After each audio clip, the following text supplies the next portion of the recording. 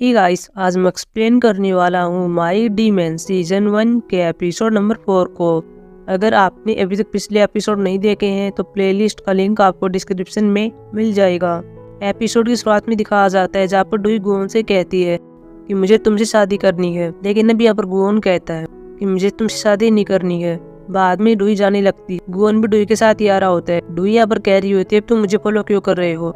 यहाँ पर गुओन कह रहा था कि मैं तुम्हारा बॉडीगार्ड हूँ और मैं अपने काम को अपनी पर्सनल लाइफ से लग रखता हूँ। अगले सीन में शेरा को देखते हैं, साथ में सुनन होती है और साथ में श्योकमिन होता है। सुनन यहाँ चिल्ला रही होती है और कह रही होती है कि हम क्या करें, अब चेयर वुमन डुई बन जाएगी। शायद हम यह कह सकते हैं कि वो मेंटली रूप से ठीक नहीं थी, हमें शायद कुछ तो करना चाहिए। यहाँ वो श्योकमिन कह रहा था कुछ नहीं हो सकता, पहले कानूनी कार्रवाई हो चुकी है। बाद में शेरा श्योकमिन से कह रही होती है इस बार फिर से तुम्हारी माँ ने तुमको अकेला छोड़ दिया। श्योकमिन यहाँ पर एक सीन याद करता है जो कि 12 साल पहले का था और अपनी माँ से कह रहा था कि ऐसा नहीं करें, मुझे नहीं पता था कि वहाँ पर कोई आदमी है और वैसे भी मैं नशे में था। रियलिटी में श्योकमिन यहाँ पर शेरा से कह रहा था कि मैं वही करूंगा जो कि मेरी माँ चाहती थी।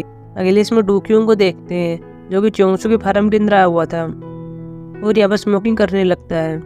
अगले इसमें डुई को दिखाया जाता है, साथ में गुओन होता है, दोनों गाड़ी के अंदर बैठे हुए थे। डुई यहाँ पर गुओन से कह रही होती है कि तुमने शादी के लिए क्यों मना कर दिया, मैं जाना चाहती हूँ, हालांकि मुझे जाने में कोई इंटरेस्ट नहीं है। लेकिन गुओन कह रहा था मैं नहीं बताऊंगा। डुई बाद में कह रही होती है कि प्रपोजल मत समझना, आजकल मुझको ठीक से नींद नहीं आ रही है, इसलिए मैंने ऐसे ही कह दिया था, तुम सीरियस मत होना। गुओन कह रहे थे ठीक है, फिर मैं इसको क्या समझूं। यहाँ पर डुई कह रही होती है कि ये सिर्फ एक छोटा सा एक्सीडेंट था। गुओन भी कह देता है कि मुझको कोई फर्क नहीं पड़ता है ये प्रपोजल या फिर एक्सीडेंट हो। बाद में गुओन डुई को घर पर छोड़ देता है, लेकिन गुओन यहाँ पर यह देखता है कि डुई ने अपनी वसीयत छोड़ दी है। बाद में गुओन वसीयत देने के लिए जाता है, लेकिन यहाँ पर यह सुनता है कि डुई बहुत ही गुस्से में होती है और सब गुस्सा मुझ पर निकाल रही है। गुओन भी बहुत डर जाता है और बाद में ऐसे भाग जाता है। तभी डुई देखती है कि बाहर कोई बेल बजा रहा था, इसे लगता है शायद गुओन होगा, लेकिन यह तो श्योकुन होता है। अभी दोनों बैठकर बात कर रहे थे। डुई अब श्योकुन को सारी बात बता देती है। बाद में श्योकुन कह रहा था कि ऐसा नहीं होना चाहिए था, कोई तुमको मारने की कोशिश क्यों कर सकता है। यहाँ पर डुई कह रही होती है कि ऐसे मेरी गलती है, अब मुझे इस बात का एहसास हो रहा है कि चोंगसू की जान मेरी जैसे गई है। लेकिन श्योकुन कह रहा था कि तुम ऐसी बात क्यों कर रही हो, इसमें तुम्हारी कोई गलती नहीं है, सब गलती उस आदमी की है जिसने चोंगसू को मारा है।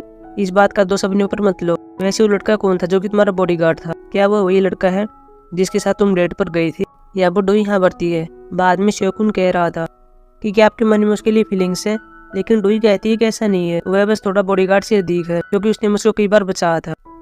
अगले इसमें गुओन को दिखाया जाता है, साथ में बोगी होता है। बोगी अब गुओन से कह रहा था कि वहाँ पर फ्यूनरल में खाना कैसा था। यहाँ पर गुओन कह रहा था वह कोई फ्यूनरल नहीं था, वह तो एक सरप्राइज पार्टी थी। डुई ने मुझको प्रपोज किया और शादी करने के लिए कहा, लेकिन मैंने मना कर दिया। बोगी बाद में कहानी को बता रहा था और कह रहा था कि यह कहानी तो वही है, ये सिंगर के बीच में और साथ में बॉडीगार्ड के बीच में प्यार हो गया था। लेकिन गुओन कह रहा था मैं ऐसा नहीं हूँ। वैसे भी डुई ने बाद में मुझसे कह दिया था कि इसको सीरियसली मत लेना, मैं तब नींद में थी, तब ऐसी बातें कह दी थी। बोगी यहाँ पर कह रहा था कि सभी इंसान शुरू में ऐसे ही कहते हैं और नींद में वे तो ईमानदार होते हैं। अगले इसमें डुई को देखते हैं जो कि अपने घर पर होती है और यहाँ पर फोन में एक न्यूज को देखती है जो कि इसके बारे में और साथ में गुओन के बारे में थी। इसकी न्यूज हर जगह फैल गई थी कि कैसे मेरा ये फ्रेंड बी की सीईओ जिसका नाम डुई है उसके प्रपोजल को ठुकरा दिया गया है। अगले इसमें गुओन को दिखाया जाता है, साथ में बोगी होता है। बोगी यहाँ पर गुओन से कह रहा था तुम क्या करने वाले हो डुई के बारे में, क्या तुम उससे शादी करोगे। यहाँ पर गुओन कह रहा था मैं कोई पागल नहीं हूँ, मुझे सिर्फ यहाँ पर तब तक रहना है जब तक फुल मून न आ जाए।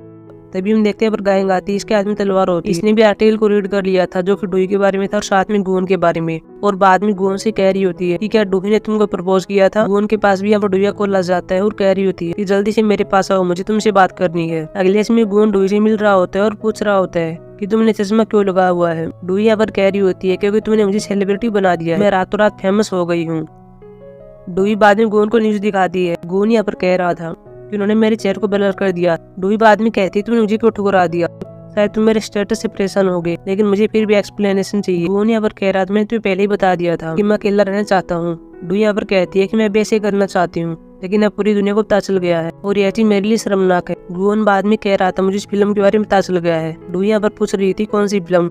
गुओन बाद में कह रहा होता है कि इंसान नींद में ज्यादा ईमानदार होते हैं। डुई यहाँ पर कह रही होती कि जब मैंने तुम्हें प्रपोज किया था तो मैं सीरियस नहीं थी। गुओन बाद में कहता है ठीक है, दुनिया में और लोग भी हैं, तुमने शादी करने बारे उनसे क्यों नहीं पूछा। डुई कुछ नहीं बोल पाती और बाद में कहती है अगर तुम दुनिया में आखिरी आदमी भी होगे तो भी मैं तुमसे शादी नहीं करूंगी। बाद में गुओन डुई को घर पर ले आता है, हालांकि डुई को नींद आ गई थी। गुओन डुई के बैग में वसीयत डाल देता है, फिर इसको जगाता है और बाद में कह रहा था कि अगर किसी चीज की आवश्यकता हो तो मेरे पास कॉल कर लेना। डूई बाद में गुन के नंबर को इमरजेंसी नंबर में ऐड करती है और फिर च्योंगसुक की वसीयत को पढ़ रही होती है। और च्योंगसुक ने लिखा हुआ था कि मुझे माफ कर देना, मैंने तुझे फिर से अकेला छोड़ दिया, लेकिन मैं इस बात की उम्मीद करती हूँ कि मेरी मौत से तुम्हें कोई नुकसान नहीं होगा। तुम्हें किसी ऐसे को ढूंढना होगा जो कि तुम्हारी हेल्प कर सके, तुम्हें उस पर विश्वास हो। अगर तुम ऐसा नहीं कर सकती हो तो सब चीजों को यहाँ पर छोड़ देना और ऐसे भाग जाना।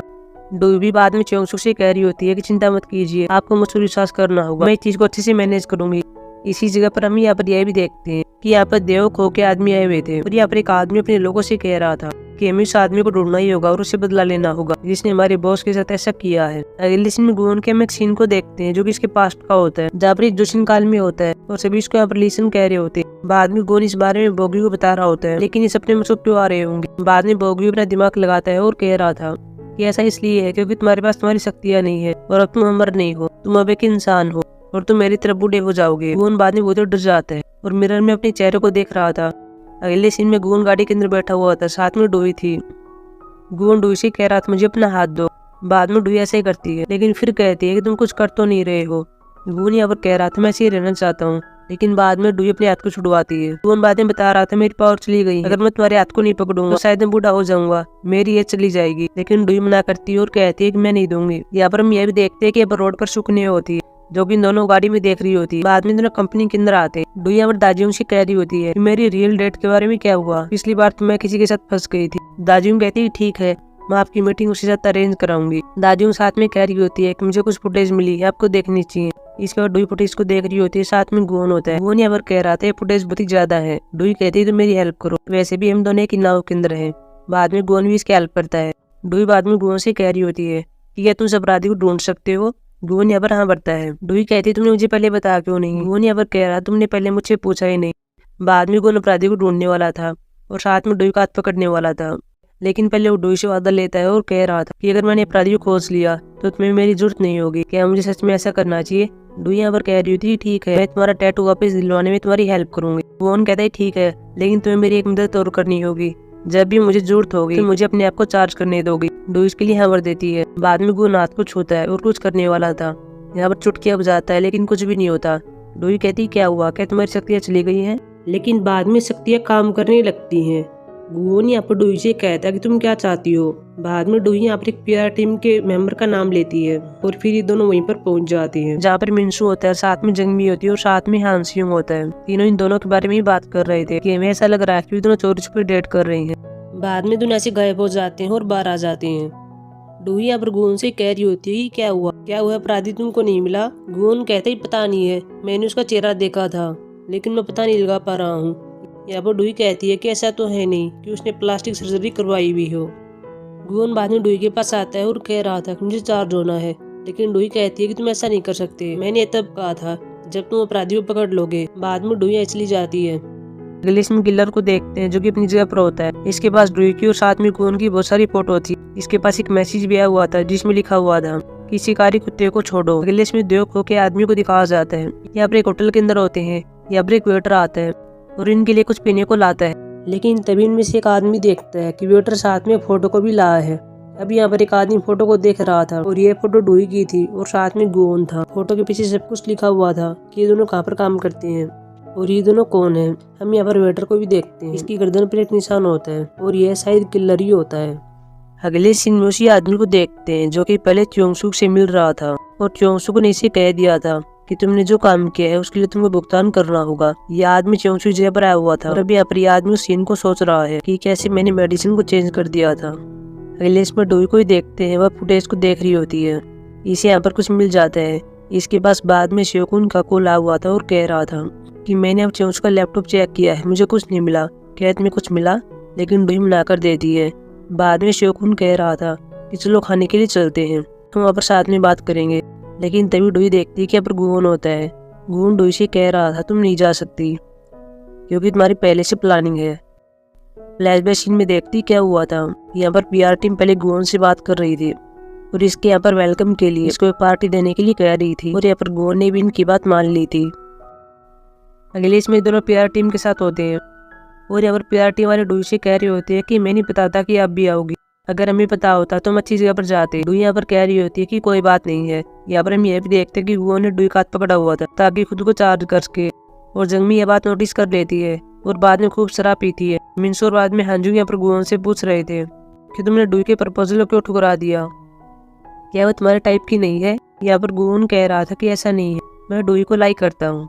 गुओन बाद में कह रहा था कि जो लोग सुअर की मांस को लाइक करते हैं उन सुअर से शादी नहीं करनी चाहिए। डुई भी बाद में गुओन की ओर अलग नजरों से देखती है। बाद में पीआर टीम भी चली जाती है।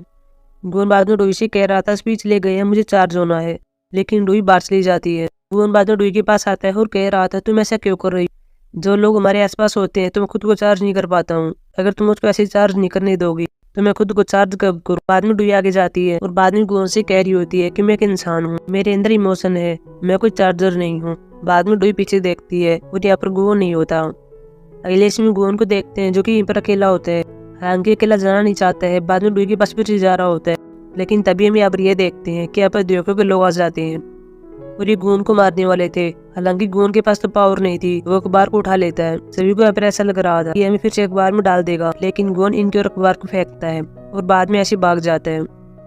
वह डुई भी गुओन को ढूंढ रही होती है, लेकिन ये लोग बाद में गुओन को पकड़ लेते हैं, इसके चारों ओर आ जाते हैं और एक आदमी गुओन के पीछे आता है और उसके सिर पर एक रोड मारता है। गुओन के सिर से खून बहने लगता है और गुओन नीचे पड़ जाता है। ये आदमी इसको फिर से मारने वाले थे, लेकिन तभी हम देखते हैं कि अब डुई आती है और गुओन का नाम चिल्लाती है। यहाँ पर हम ये भी देखते हैं कि यहाँ पर किलर होता है जो कि यहाँ पर वीडियो बना रहा होता है। डुई किसी तरह गुओन के पास पहुंच जाती है और बाद में अपना हाथ गुओन की ओर करती है।